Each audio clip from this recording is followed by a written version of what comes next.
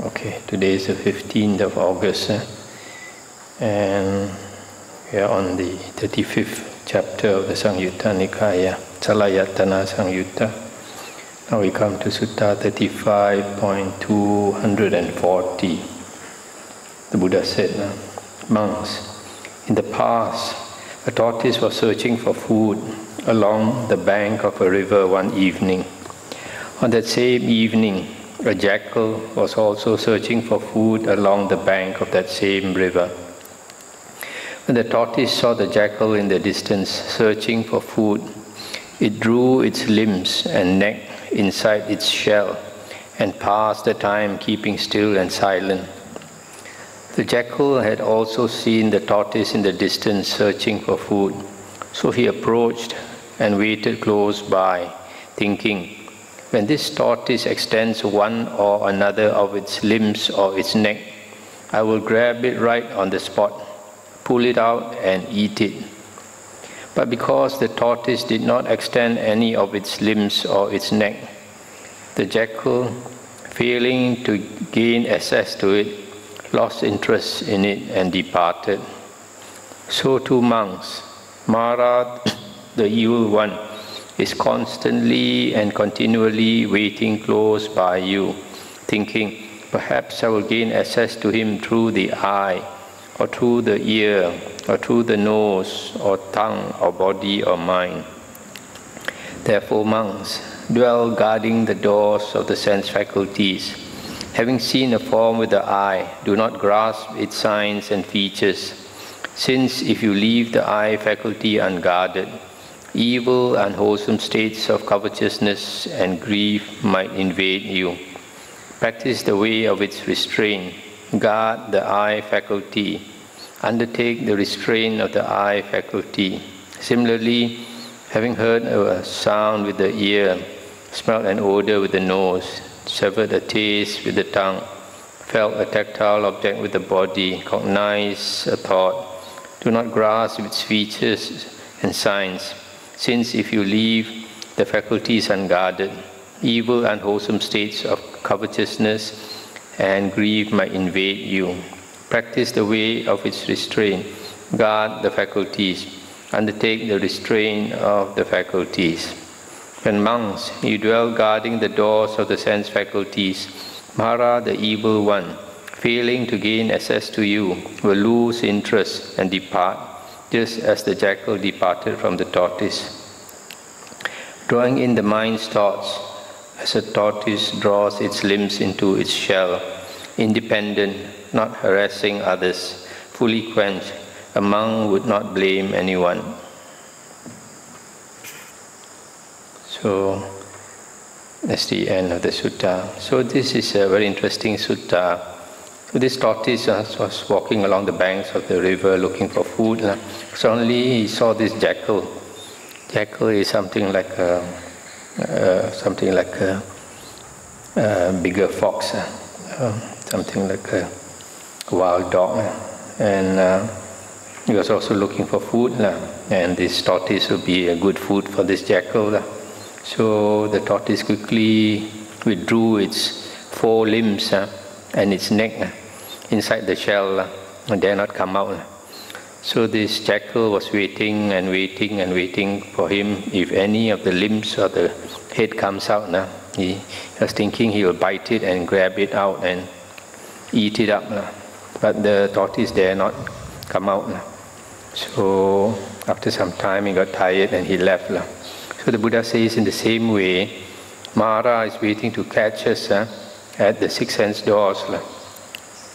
If we come out of our domain, out of our territory, then we will get caught by Mara. In some other sutta, the Buddha says that our territory, we should only be at the four objects of Satipatthana. If we pay attention to the sense objects, that means forms, smells, taste and all that, then we will get caught by Mara. Mara is always waiting at the sense doors to catch us. So we have to be very careful. That's why the Buddha says, don't observe the signs and the details of whatever you see or hear or smell, etc. So then you won't get interested in it, won't get caught. So that's a good warning. The next sutta is another famous sutta, simile of the law, 35.241. On one occasion, the Blessed One was dwelling at Kosambi, on the bank of the river Ganges.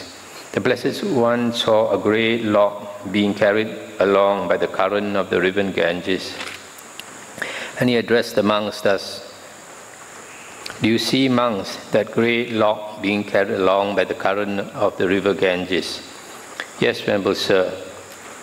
"If, monks, that log does not veer towards the near shore, does not veer towards the far shore, does not sink in midstream, does not get cast up on high ground, does not get caught by human beings, does not get caught by non-human beings, does not get caught in a whirlpool, and does not become inwardly rotten, it will slant, slope, and incline towards the ocean." For what reason?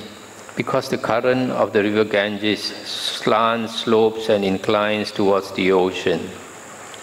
So too, monks, if you do not veer towards the near shore, do not veer towards the far shore, do not sink in midstream, do not get cast up on high ground, do not get caught by human beings, do not get caught by non-human beings, do not get caught in a whirlpool, and do not become inwardly rotten, you will slant, slope, and incline towards Nibbana. For what reason? Because right view slants, slopes, and inclines towards Nibbana. Stop here for a moment. So here, this big log is flowing along this river Ganges, which is a big river. And as we know, all the rivers flow into the ocean. So this river water is bringing the log towards the ocean. And if it does not get caught by all these conditions, that means get caught on the near shore, do not veer towards the far shore, the two banks, and does not sink in midstream, does not get cast on the high ground, does not get caught by human beings or non-human beings, does not get caught in a whirlpool, and does not rot, then it will follow the river water and keep flowing until it reaches the ocean. So the Buddha says, in the similar way,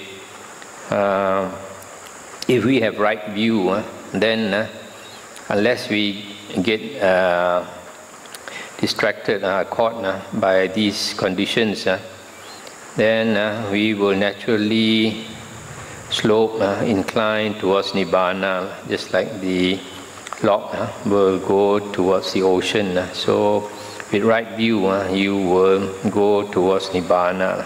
So that shows right view is extremely important.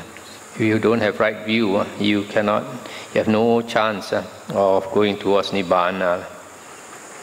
So we always like to stress that right view is extremely important. And right view, we know from the Majjhima Nikaya Sutta 43, there are two conditions for right view. One is the voice of another. That means you have to hear the Dhamma from another person. You cannot get right view by yourself. It must be with the help of somebody teaching you the Dhamma. And the second condition is proper attention. You pay proper attention, full attention. Then only you can achieve right view. So that's why listening to the Dhamma is so important. The Buddha always stresses Bahu Satcha, much knowledge of the Buddha's Dhamma, that means the Suttas. When this was said, a certain monk asked the Blessed One, "What, Venerable Sir, is the near shore? What is the far shore? What is sinking in midstream? What is getting cast up on high ground? What is getting caught by human beings? What is getting caught by non-human beings? What is getting caught in a whirlpool? What is inward rottenness? And the Buddha said, monk, the near shore, this is a designation for the 6 internal sense bases, that means the 6 sense organs. The far shore, this is a designation for the 6 external sense bases, that means the sense objects. Sinking in midstream, this is a designation for delight and lust. Getting cast up on high ground, this is a designation for the conceit I am. And what monk is getting caught by human beings? Here someone lives in association with lay people.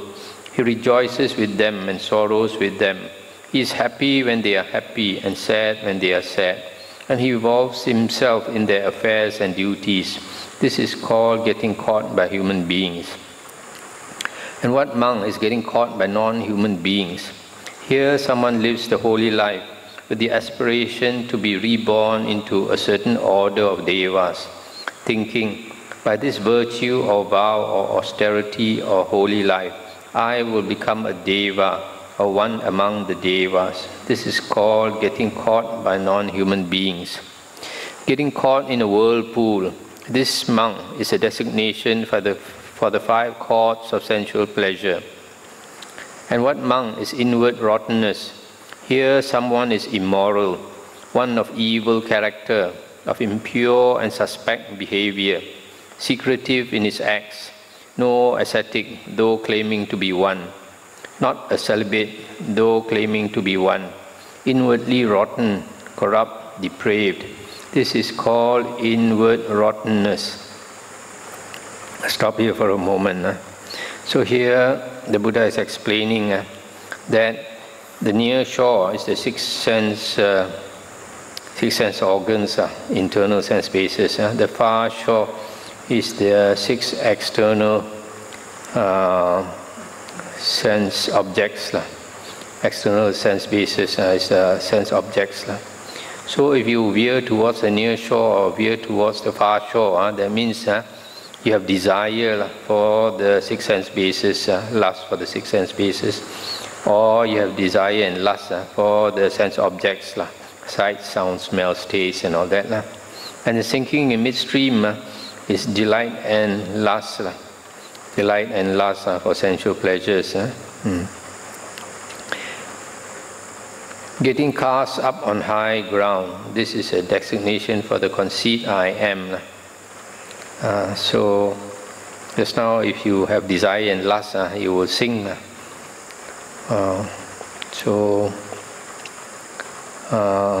And then getting cast up on high ground, you get stuck on high ground because of conceit. The I am, the ego. So you cannot flow towards Nibbana. Similarly for just now the delight and lust, if you sing, then you cannot flow towards Nibbana. Getting caught by human beings is associating too much with lay people. For a monk, that is not proper. Then you behave like a lay person. For a monk, then you cannot go towards Nibbana. And caught by non-human beings is thinking that you are living the holy life so that you can be reborn as a deva. So that is another obstacle to attaining Nibbana. You still want to go for rebirth. Getting caught in a whirlpool is the 5 chords of sensual pleasure. So 5 chords of sensual pleasure will turn us around like a whirlpool and make us sing. Instead of going towards Nibbana, you will sing there. And inward rottenness is a monk of evil character, a hypocrite.